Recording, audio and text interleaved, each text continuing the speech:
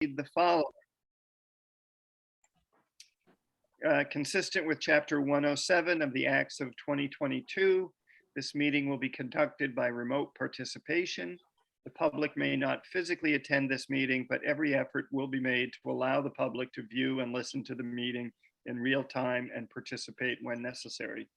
This meeting is recorded by video and audio in accordance with state open meeting law, consistent with the governor's orders suspending certain provisions of the open meeting law and banning gatherings of more than 10 people.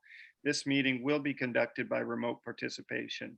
If you are calling in on a phone, you can press *9 to request to speak. If you were watching on a computer or device, there is a raised hand button that you can tap or press to request to speak, and we will monitor that.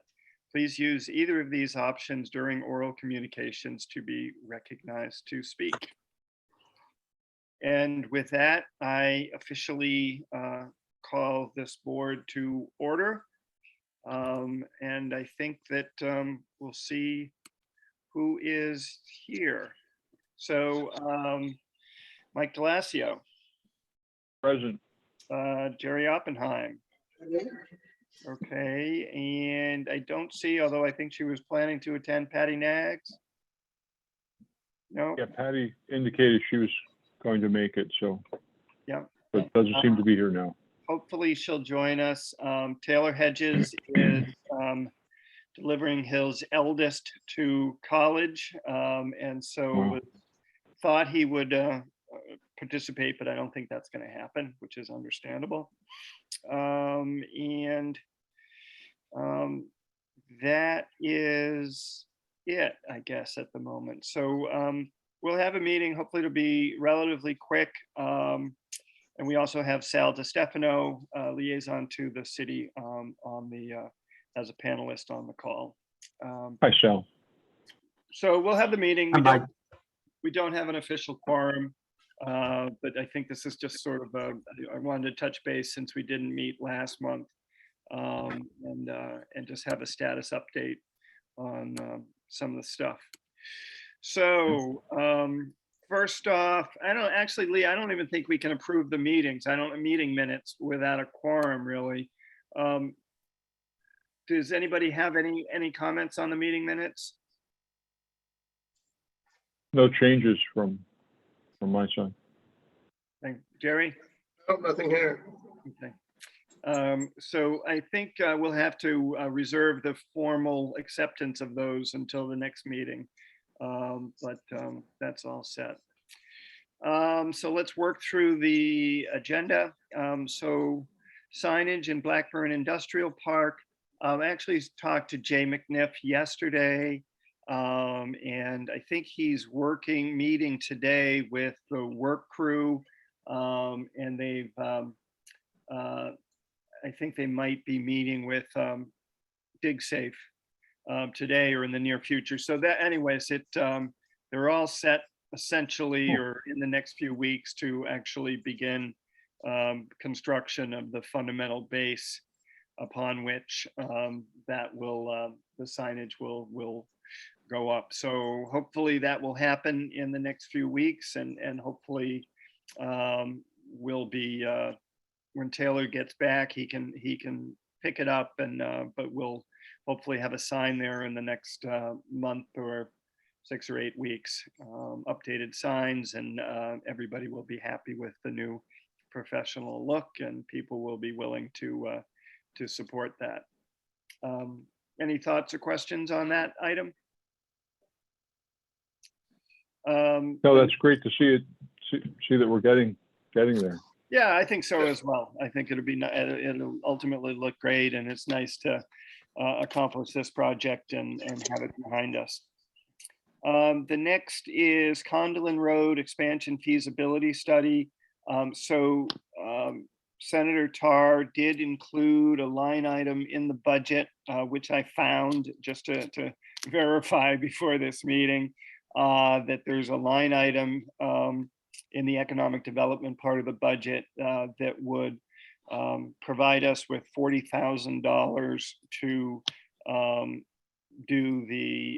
engage a contractor to do a feasibility study of expansion ranging from zoning issues to infrastructure issues and potential costs of that development. So I think that's really exciting, and I think that that's certainly going to be one of our priority projects, probably for the next 6 or 9 months. Are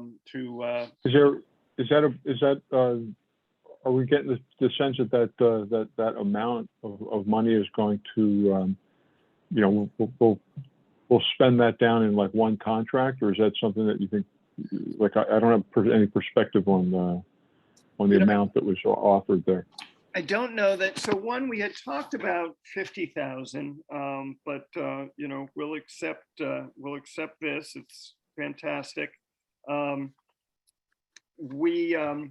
don't know if I have it with me. When Carl was the chair, we had gone back to Weston and Sampson, Right, and gotten them to give a new proposal for what it might cost, an updated analysis. And maybe I do have it. yeah. So we based it off that with, some inflationary increase. So they had estimated about $27,000 to do the planning and the financial analysis. And we had added some stuff to the scope, and just figuring that all costs have gone up by 20%, and busy firms are slammed the way, Yeah. So 40 may cover it, or we may need to consider putting in some money from the EDIC to, fill it out. I think certainly our inclination is to go back to Weston and Sampson, not issue an RFP and see who might be interested in doing this. Although I'm happy to talk about it, but to go back to Weston and Sampson, who's familiar with the project areas and the studies done in the past, and simply engage them to do the work. And I know that, having talked to the purchasing agent for the city before, that we are allowed, we don't have to go out per public procurement laws to issue an RFP. We can engage an engineering firm, at our discretion. Yeah, it'd be great. Yeah, it'd be great to know kind of that they can maintain the continuity from their end as well, because some of those initial studies are 25 years old, 30 years old, right? 25 years old. Not quite that, but yeah, pretty old. But I guess the other question we might be looking at is, because a lot of companies are slammed, it may be that we'll need to commit some dollars as opposed to spend the dollars until, we may just have to get on someone's schedule, right? You never know how long, what the response time is for some of these contractors these days. Taylor and I did meet with 2 folks from Weston and Sampson. Oh, great. One of whom was, I don't think it was that long ago, but it was 2007, I think, but was part of that original work. And then the other person was familiar with Gloucester and/or the work. So,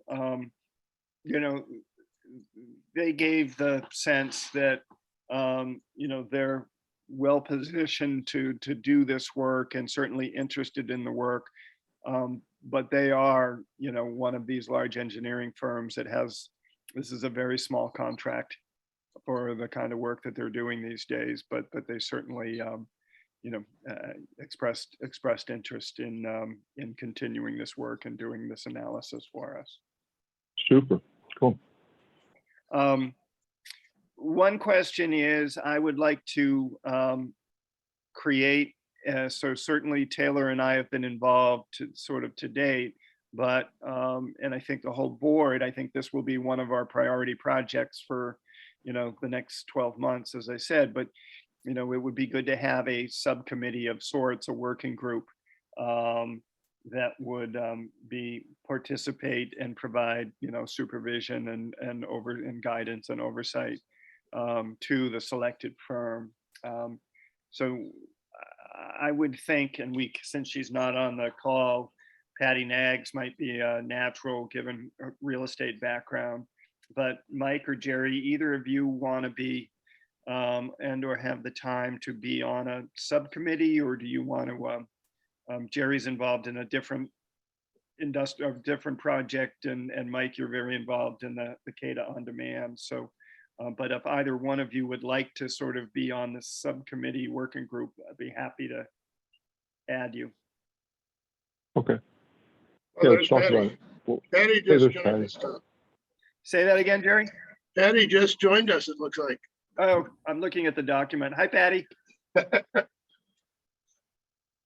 looks like she's on mute. Yeah. Yeah, Yeah, I'm so Patty, can sorry. you- I got wrapped up in a time-sensitive negotiation. I'm so sorry. Oh, no worries.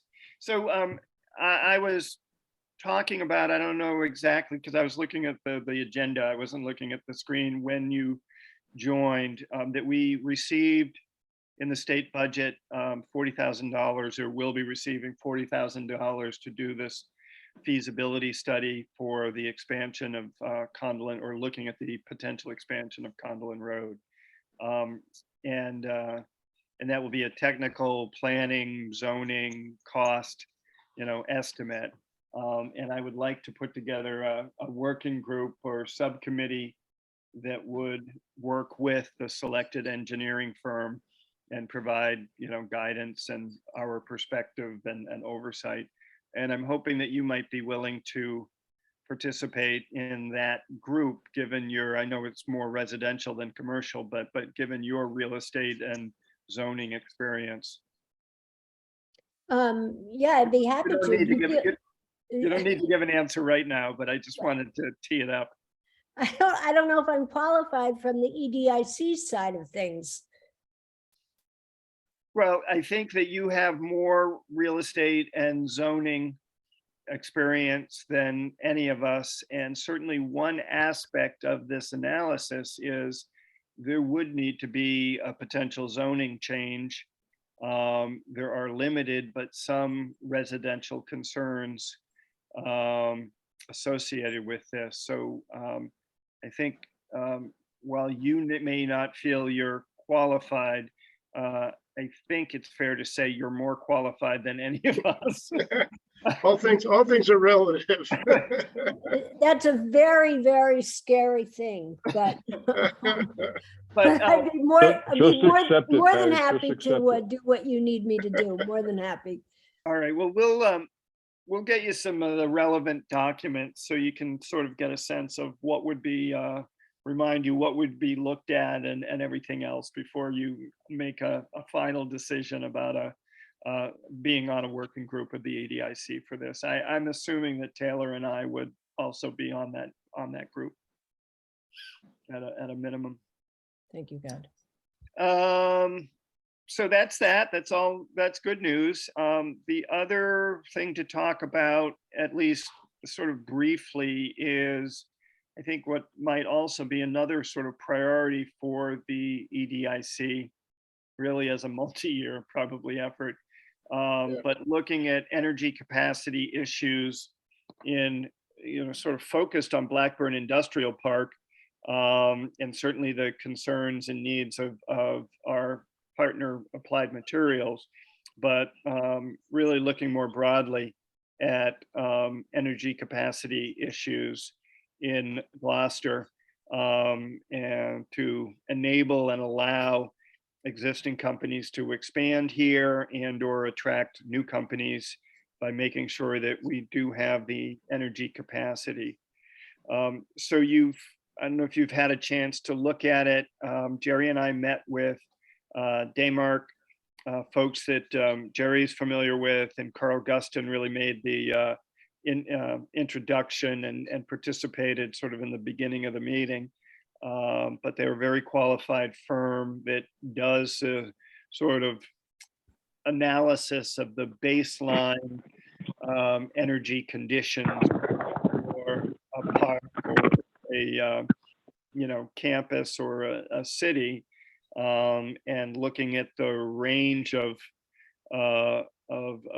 issues And then ideally, working with us to see what, assuming that there are some issues relative to inadequate energy capacity or voltage spikes or reliability, et cetera, is developing and helping us implement a strategy that is part technical and truthfully part political to apply pressure principally on National Grid to get us in their range planning.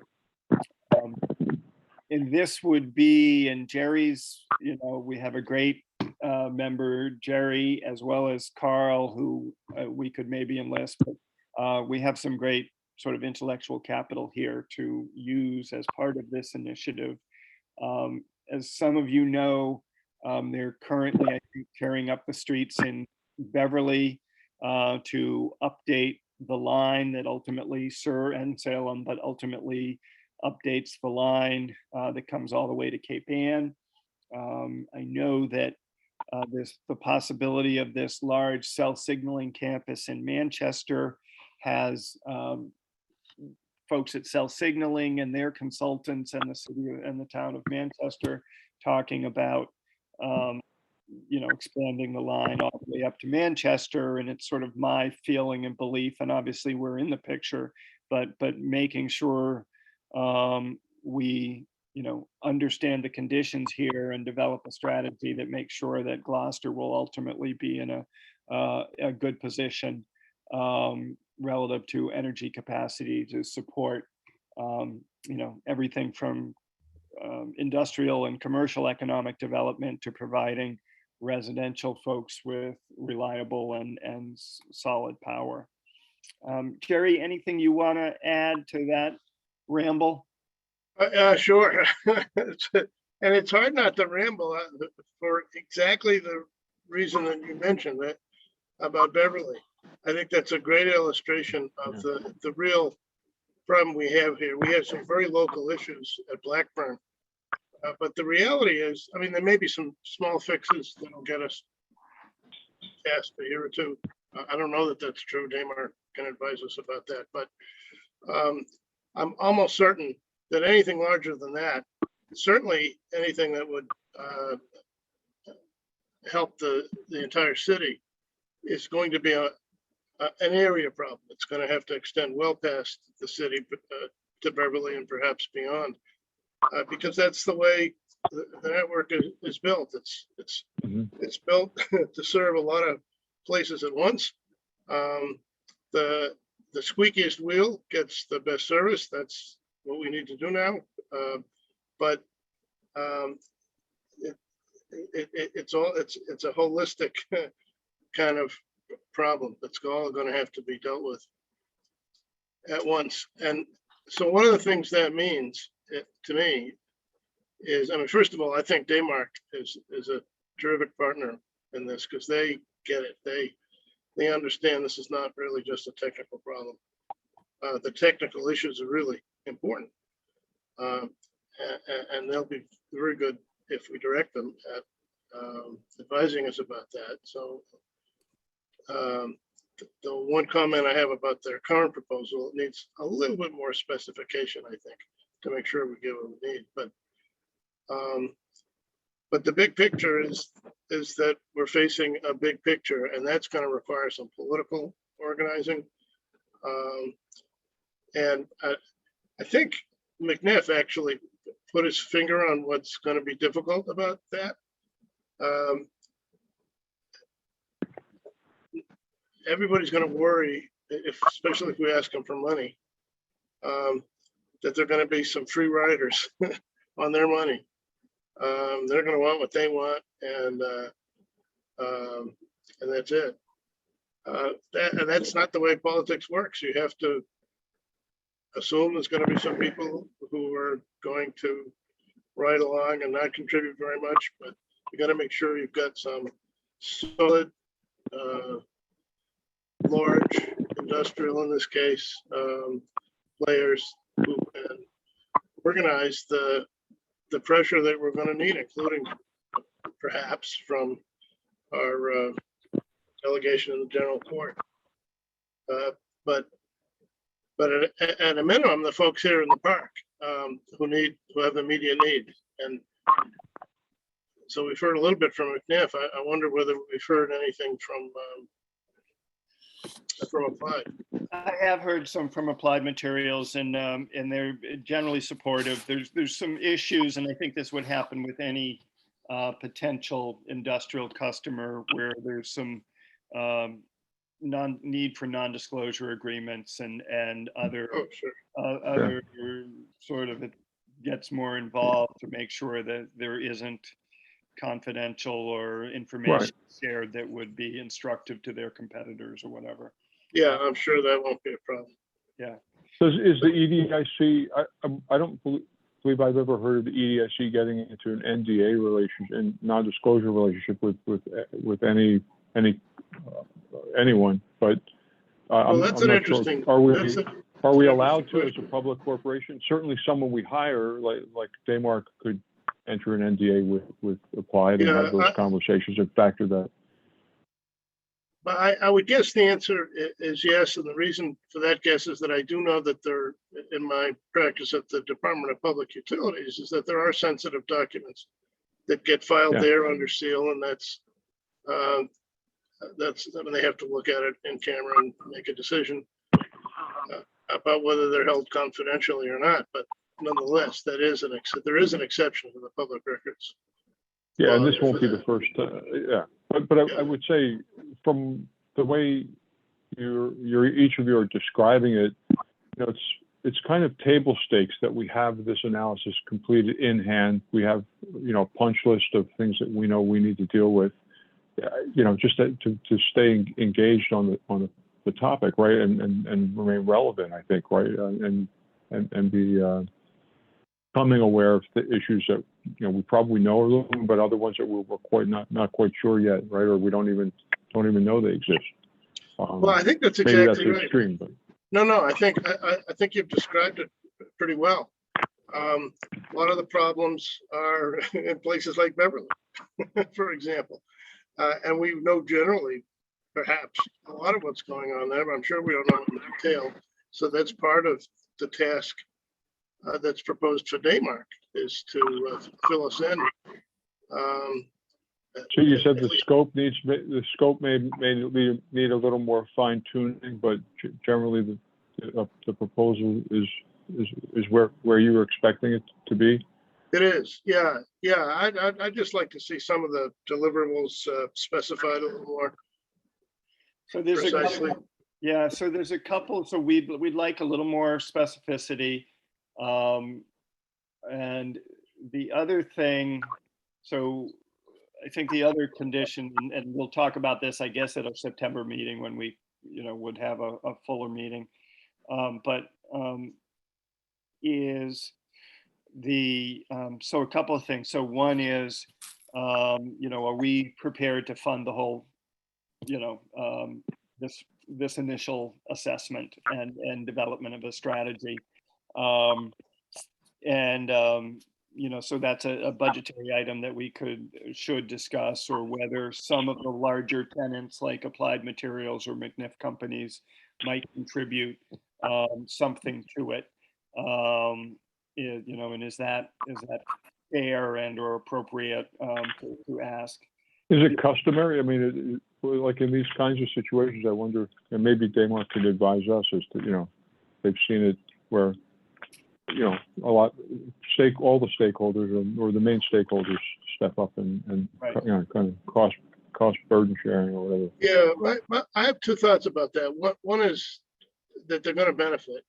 So just on that basis, they ought to kick in. But the other is it's a way of really nailing down their commitment in a tangible way, and we're really going to need that, especially down the road when we need to start applying some pressure. I think but it services up the partnership, right? That it's going to have to be.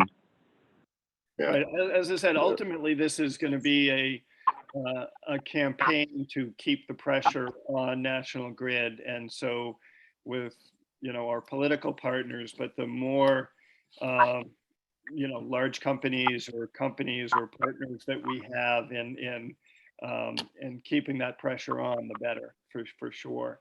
I think the challenge for the individual companies is just that they have their own relationships with National Grid, and they're having some of these same conversations with National Grid, but specific to their needs. So sort of separating, you know, those relationships and what they're doing there from a larger initiative that they see the benefit of, no doubt, but just sort of they need to have, you know, sort of both their reading glasses and their long range vision glasses on at the same time.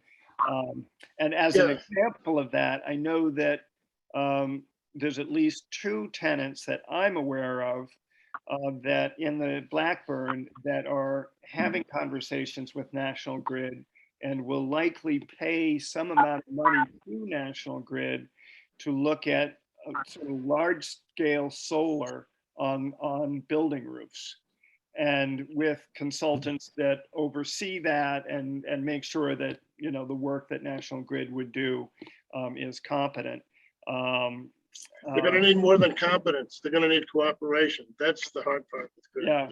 So anyway, so a question is, you know, and this would be a question to Daymark, is this apples and oranges, or is some of the work that, like, if Jay is doing some of this, is for a condition report that's relevant to a large solar installation, you know, is a lot of this the same sort of analysis?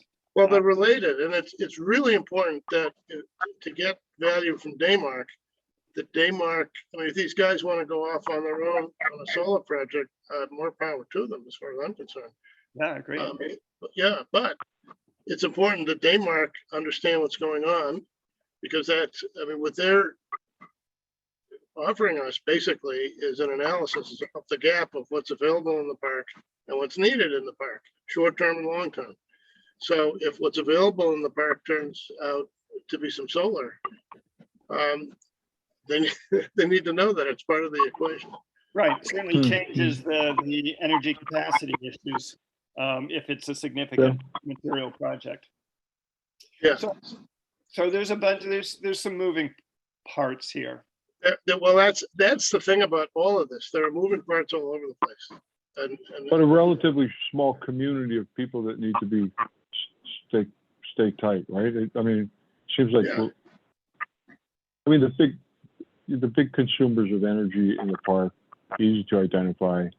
It sounds like having a third party sometimes can help bridge those communication gaps. You've got someone who has way more context than anybody else, and they can help, you know, build that credibility and build the story and the consensus.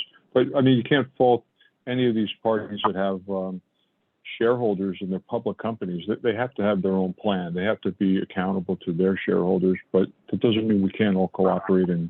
But maybe having someone like a Daymark who understands the whole story, they've seen it a million times. Yeah, they can help coordinate or kind of bring together, perhaps. Yeah, and the stakeholders need to come to their own conclusions that the better off is part of a group, especially in the long term, than not. So that's part of the task. Really Daymark's task is to show them the way. And Daymark's got plenty of incentive to do that, because if folks agree to it, they're probably going to be the contractor. So there's a couple of things related to that, it seems to me, in the maybe medium term that we need to, and well, maybe not so medium either, that we need to think about. One is what's the role of the city, because the city could be, especially on the political side, an important contributor to this.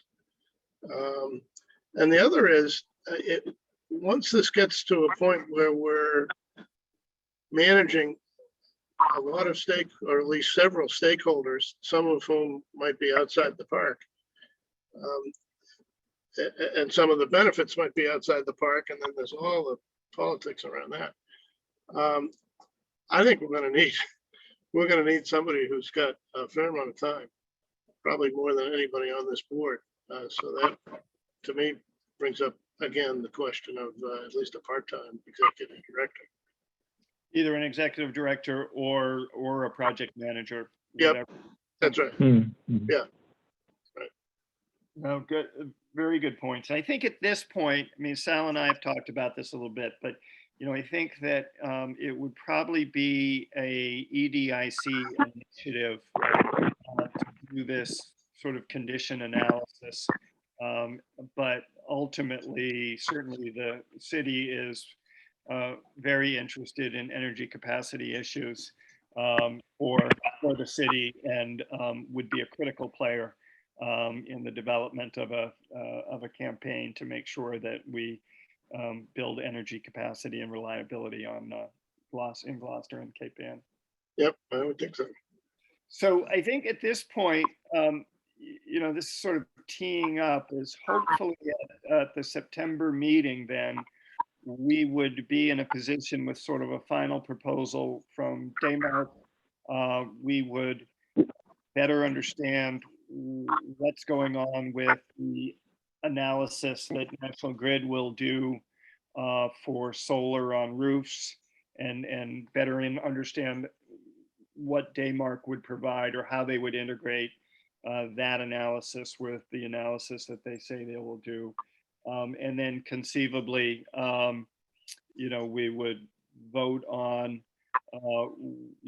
whether we would be willing to spend the $12,000 or if there were contributions from some other parties, sort of what that looks like. And I think in all of this is a strategic question that it's critical that the board weigh in on, which is, I sort of see this, and Jerry's absolutely right. If this really, at some point we would need a project manager or part-time executive director, whatever, but, are we in agreement that this should be a major strategic initiative of the EDIC, that's an appropriate role for us, to sort of drive that bus. So there's a fundamental strategic question, I think, as well, beyond simply having this condition assessment report done. Yeah, Patty. Tom, who are the large energy consumers? Who are the players? I'm not familiar with that. I've heard you say Daymark. Who are the other ones? Well, Daymark is would be a consultant to us. So they are energy and engineering firm. Okay. So folks like probably Applied Materials is probably number one.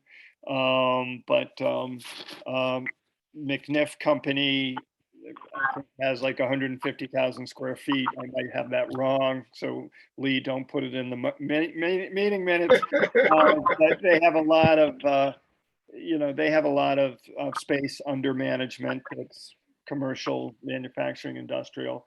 I'm sure once you get, a lot of the marijuana, Happy Valley, I'm sure Cometeer probably has pretty significant energy needs. And once you start to look around the harbor, at, even though it's declined and limited, fish processing, warehousing, the hospital, I'm sure, is a major energy user. So really, all of those folks should be interested in, 10, 15 years from now, will there be reliable energy in Gloucester to support our operations and or expand our facilities? Thanks. Maybe however we frame that question, part of it may be, well, if we don't do it, who else is going to do it?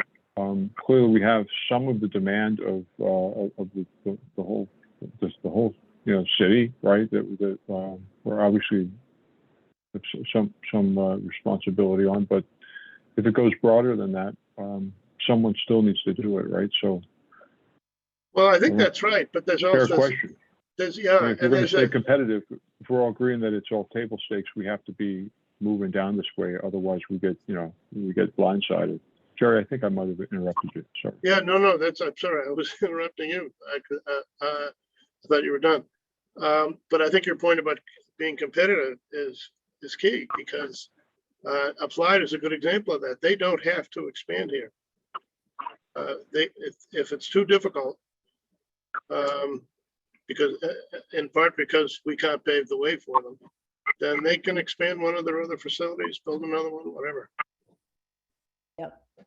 And a loss of electricity for Applied Materials, where there's a voltage spike or there's a Yep. problem, if they're down for a day, we are talking about millions of dollars of Yep. lost revenue or downtime. So Well, yeah, or, shows up in their stock price probably pretty soon, right? So, I mean, People Well, worry about that. A certain amount of that, I think, is part of the, I mean, it's problematic everywhere, but, and they've got a certain amount of equipment on site to handle it, but nonetheless, when we met with them, they Big risk. Yeah. talked about $1 million days, and that they can't take too many of those. and that was before the blade fell off the turbine. Right. Fair point. Yeah, So anyways, give some thought, especially, to, not only be familiar with the proposal, but definitely give some thought to this larger strategic question of whether, this does feel like an appropriate one, an appropriate role for the EDIC. And Mike, I think your question, comment, if not us, who? We know the city is stretched very thin, and it does feel like if our mission is economic development, and especially in the manufacturing and industrial sector, this is a role we can play. So It would be great. It would be great to somehow formally, establish that, if this is being looked at as a good thing from a city perspective too, right? If this is looked at as additive, that we yes. kind of get that support too. Yeah, and I think the solar aspect of this is potentially important and would give it visibility as well. So one of the things I want to be sure we're certain of is Daymark's capacity in that respect. yeah, agreed. All right, thanks. This is a great discussion. Mike, I don't know if you've got anything to sort of formally report on CADA, or just some what you've heard from Felicia. Yeah, I think Felicia's not here today, and I think we're kind of in the summer doldrums a little bit. We're waiting on some feedback from the YMCA, as well as feedback from Addison Gilbert, Beth Israel Leahy. And then we have one category of more sponsors, more, demand generation, Gloucester Housing Authority, and we spoke with folks at Beauport and a few others, and some were, lining up. We do have one speed bump. Sorry about the pun, but Felicia's leaving the company, so she's moving on to another role. So there'll be some, transition there. Hopefully we keep the conversations and some momentum amongst the folks who are really excited about it. But no big verbal commitments at this point yet from anyone who we've approached. So more on that, as we come out in September month, and let's get out of the summer, I think, before we can firm things up, expectations. Is there there is a new person that will be replacing Felicia and sort of the management supervision of this program, correct? There is. We've not really been introduced yet, but Felicia and I will probably talk on Friday morning. So I think we'll kind of have a clear idea of what that transition plan can look like, so we don't lose momentum. The other question, thought, and I assume that the numbers, I mean, these were the busy numbers last year, that as far as the service is stable or continues to grow. Yeah, and they've expanded some hours. So I mean, yeah, it seems like things are still going on in the right direction, clearly. And there's more promotion going on as well. I'm positive. I'm positive that the demand is there. It's really around what we'll be able to secure from from a sponsorship perspective, right? And how interested folks are in pursuing that, benefits of that. Do you think there's any benefit of, so you and Felicia have done a great job of sort of one-on-one conversations with, various parties, including the folks that you just named. Would there be value, do you think, of putting together, a breakfast meeting or something, getting them all in the room at one time and seeing a common presentation and having a conversation about the need for this program on Cape Ann or in Gloucester and the expansion of it? It's a fair question. The way the conversations go, probably not. I think it's very personal to each of these organizations or companies, right? The for-profit companies, they need to see a benefit. I mean, even the nonprofit like the YMCA, there's interest in, and I have to check and see whether they actually did the initial study. They volunteered to actually do a questionnaire, right? And there was some interaction between Felicia and the YMCA team on that. But it seems like their decision is going to be very much driven by the particular programs that the Y has, that logistically that service could really give a boost to, right? Because it's a big question for them. They have to get people to the program, and some of those people might be underage, or they may not want to drive, or they may be delighted to not have to drive, right? Then same thing goes with Addis Gilbert. They funded late in the first pilot year. Their funds arrived late, and Felicia indicated that they have 1 year from when the funds were received for their sponsorship, which so it kind of moves, that sponsorship benefit kind of moves into the year two, the year two of the service. But they're also looking at more infrastructure questions. Is this a platform that Leahy's certain programs can be used in a more formal fashion outside of the whole sponsorship money? This is really a different kind of funding source, from within the organization, and that's the point of the conversation now. I think Tom Sands, who's the president, and Jason Andre, the two of them were supposed to have a conversation and figure out, what's the budget. So it seems like each of these conversations has its own, I don't know that the briefing idea would really get the biggest bang, like a full-on briefing. So long answer to maybe not as my response, right? No, it's helpful, and you've been front and center in all these conversations, so you can read the room better than I can, for sure. Good idea, though. Maybe we'll come back to it. All right. So basically, hopefully, in the fall, we'll really sort of pick it up and try to get some definitive yes and no's from. Yeah.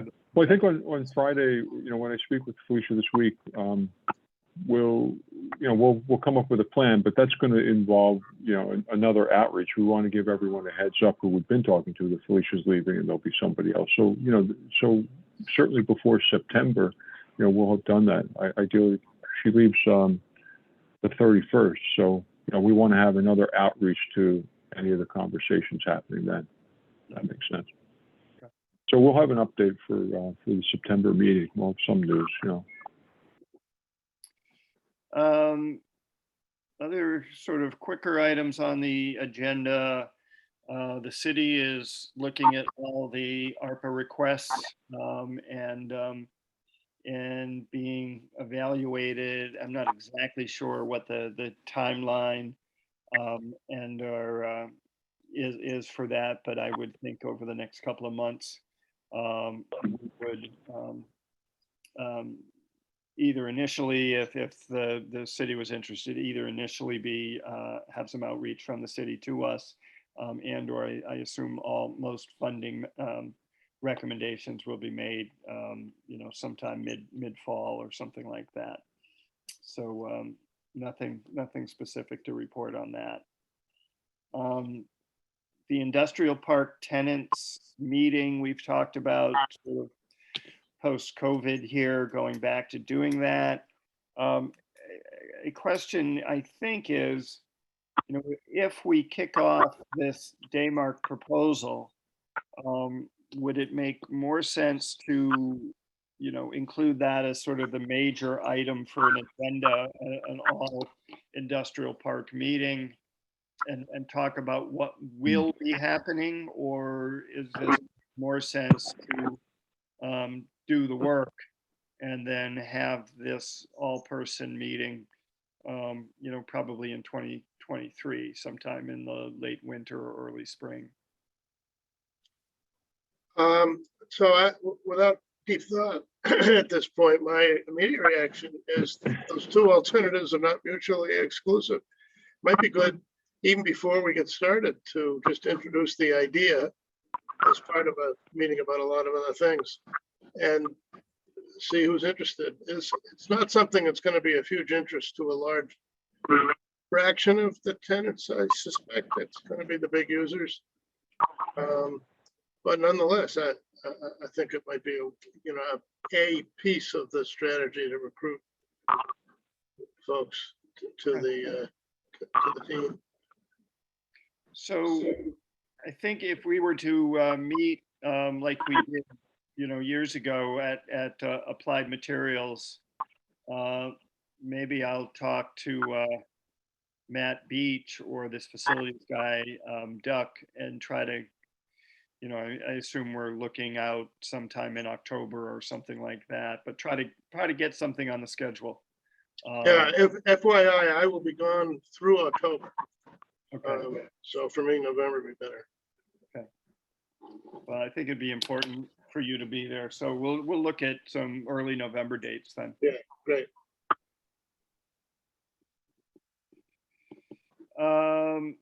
The city EDIC properties. So I had gotten a list of what the city or EDIC, primarily the city, owned for properties, and then the more important subset of that being those that are in zoned industrial or commercial areas. And Lee put together sort of a list of those properties, on maps, on streets and stuff like that. I apologize, Lee, I haven't done much with it since you did that work, but I think and I don't know whether we're going to be able to meet together in,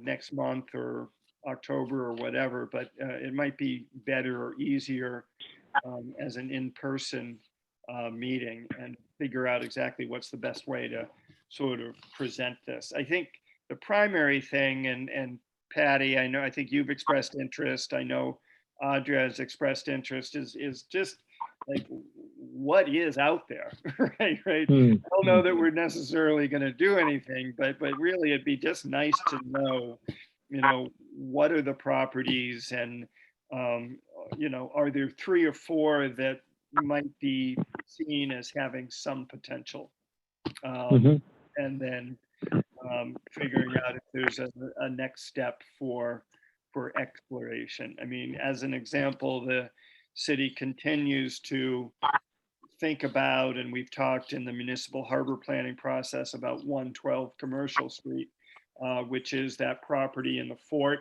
right, that's over near Cape Pondice, that's right out at the water looking across at the paint factory, that is some privately owned, some owned by the city, but as an example of, can we do something here? So so stay tuned. We have that list, and we'll get it into a structure and a format that will be most convenient to look at and figure out. if there's anything we Oh, can great. focus on. Is it practical to, at least for the commercially zoned properties, to create a map or two, or to overlay that on a map or two that either electronically or that we could at least distribute amongst ourselves electronically? Yeah, I think that's the next step that hasn't been, hasn't been done, and maybe beyond Lee and my capabilities. But Lee had put together had the Excel spreadsheet of all the properties and how they were zoned, and then took the next step of identifying those per page, on a street map or whatever. And so I think you're right. A next step would be to be able to get that in one or at least a couple of maps. And then, either being able to drill up or down, or, do something from, geez, why am I spacing out on the Google Earth or something or other, so that you can look at it easily, or we could all go through a nice little digital image. So that's in the aspiration, but volunteer board. Sometimes things happen. Some things. Yeah, I'm just thinking like that problem of, putting these geo parcels onto a map, et cetera, et cetera, like that. We're not the first people to have that problem. There's got to be some, easy way to do that if we can. Right. Yeah. There, it might Should exist, say AB. Oops, sorry. it might exist in our GIS map system. Yeah, I was trying to remember those initials. Yes, exactly. Yes, because that map system seems to be almost limitless. We don't always have access to all the layers, but there may be a department or two or three that does have more access than we do. Engineering has nice maps. That Sal, who might, maybe Sal would be able to point, who would have, because it's like the parcels are already there in some layer of the map, right? So it's like, what are you turning on or what are you turning off? We just need the ones turned on that apparently, Lee has uncovered here. Yeah, it's kind of the digital equivalent of a paper map and a crayon. Yeah, I think that it might exist somewhere already. I'm sure it has, because I can recall a presentation a couple of years ago, but I can't remember from whom. Because we actually used to have paper maps in our office of those overlays. Yeah, well, there is an electronic version of that somewhere in the city. Well, and again, and I know that engineering, as Patty has said, has, an extensive GIS with multiple layers of sewer and water and all sorts of infrastructure stuff. Right. Mr. Chair, I have to jump off in a couple minutes, but if someone emails me what they're looking for, I can talk to the planning director to see what's currently available and see if that could be of help. Okay, we'll figure out exactly, not just the property, but what we would like to see or how we would like it presented, and then be in touch with you, Sal. Perfect. Okay. All right. Thank you, everyone. Have a good night. Thanks. You too, Thanks, Sal. Sal. Good to see you. Good to see you.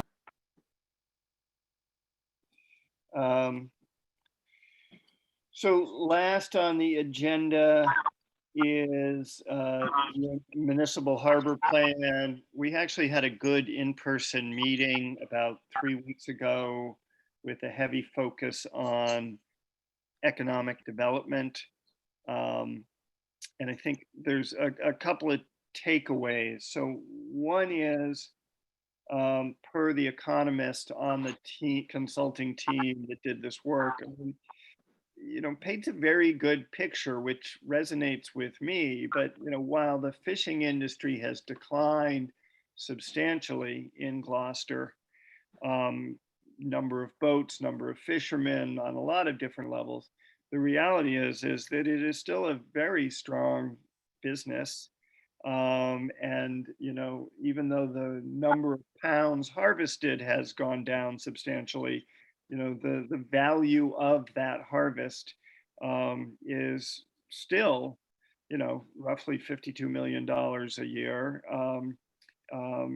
is better than it used to be, or at least relatively equivalent. And as it relates to our standing, in New England at a minimum, but as a fishing port, we ain't bad, right? So, so looking at economic opportunities within the fishing industry to continue to expand that, and it ranges from, all of these are, it ranges from the need to bring young people in to replace an aging workforce, the need to update the fleet, the need to go out and capture all the quota that is unharvested but is available, to the need for fish processing, additional adding value beyond just capturing fish and bringing it in. So, identified a number of strategies for the city to consider and incorporate into that municipal harbor plan. One of the things that they've identified or talked about is, the need for an entity or multiple entities to be responsible for sort of an economic development plan for the harbor. And whether that many years ago, wasn't that long, but maybe 15 years ago, somebody in the community development office did have responsibility for harbor planning and development. There is also on the books, a CDC, a Harbor Community Development Corp, that exists on paper, not really on staff or sort of substance, but is an entity that could, be utilized to both drive economic development, pursue grants, and/or hold folks accountable.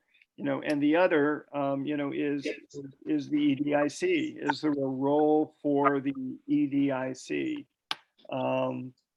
Again, and it would, since our mission is really tied to manufacturing and industrial activity, it would have to be something associated with probably,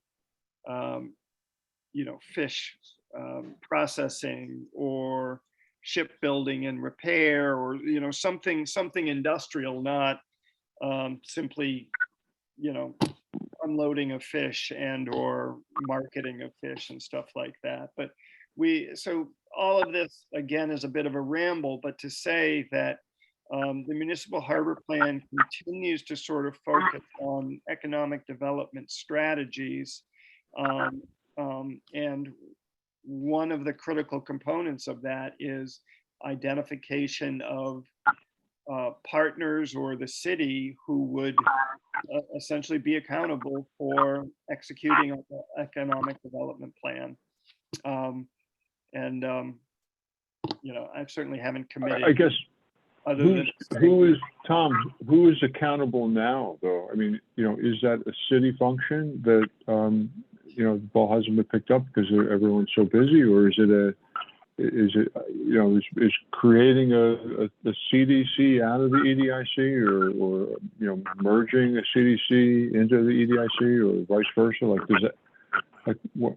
It seems to me like getting guidance and sponsorship, right? Like public sponsorship from whomever, right?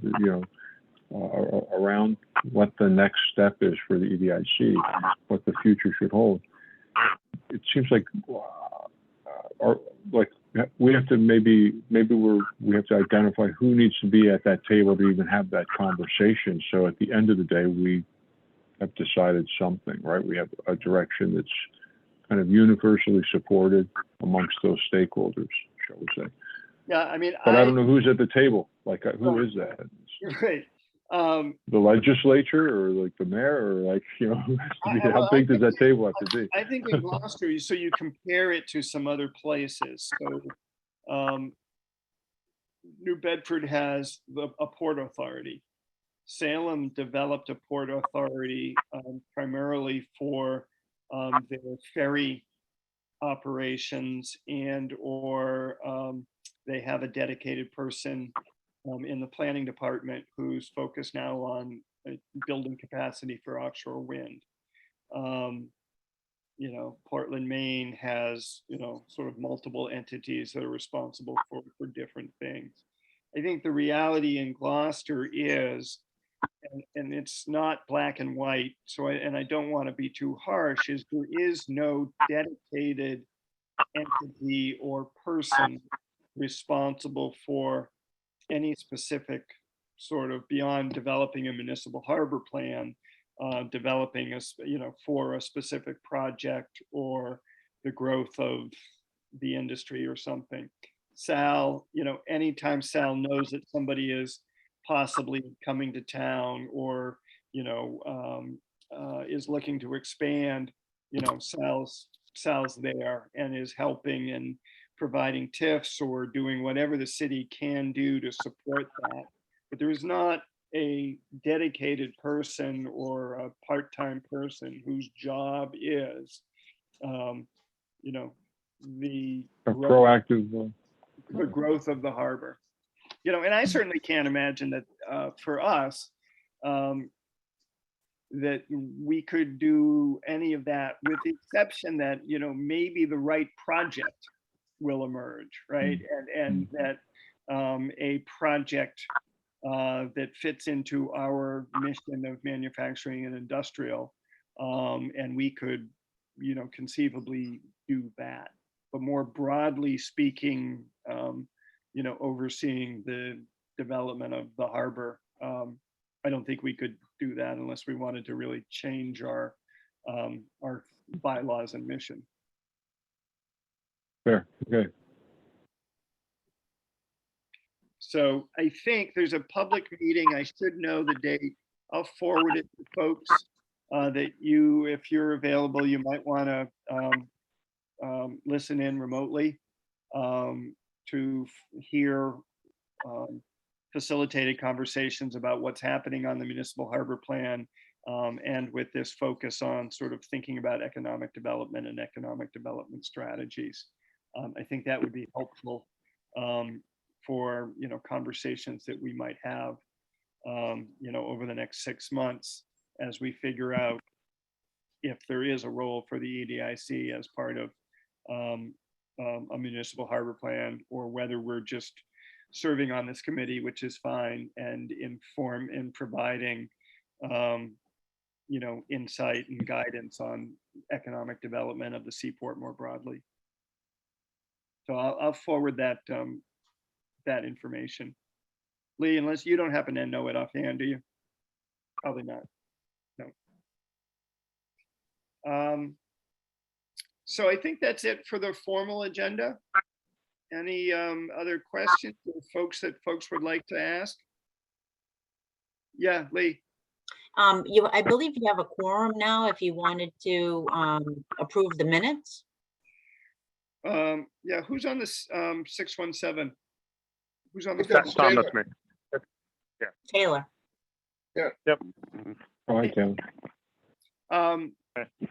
Yeah, why don't we, I don't think we have any other votes that were necessary at this meeting, but we do have a quorum now to, Taylor, did you have any comments on the meeting minutes, or do they look fine to you? Well, they look fine to me. Okay. So can I have a motion to accept the meeting minutes?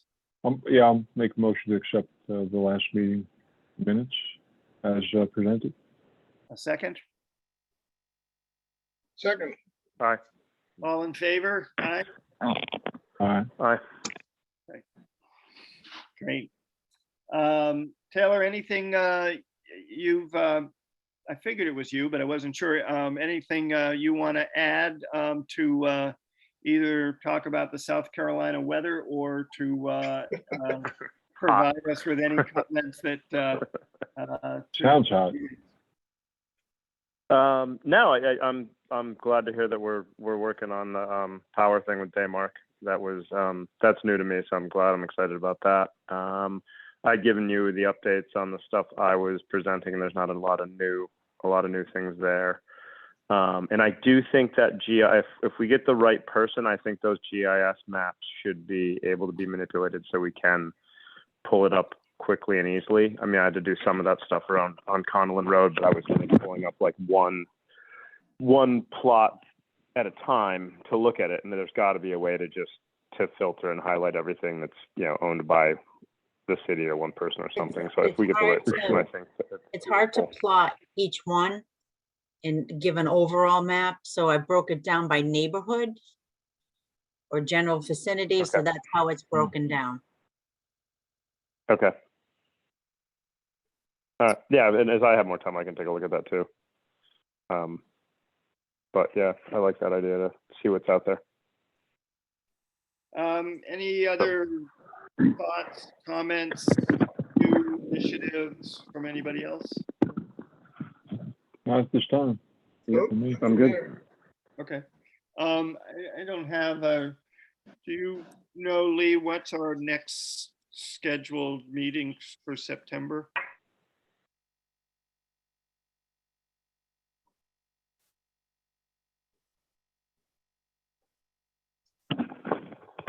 September the 20th, that would be the third Tuesday.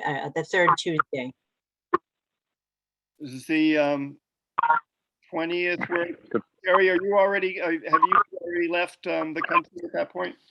Yeah, but I can participate remotely. At least for some of it, I'll be 6 hours later. Right.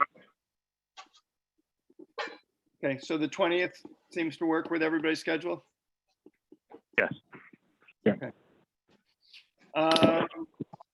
Great. Well, thanks for your time and input. I will be forwarding the info about the public meeting for the municipal harbor plan. If you can participate, I think this would be the one to do.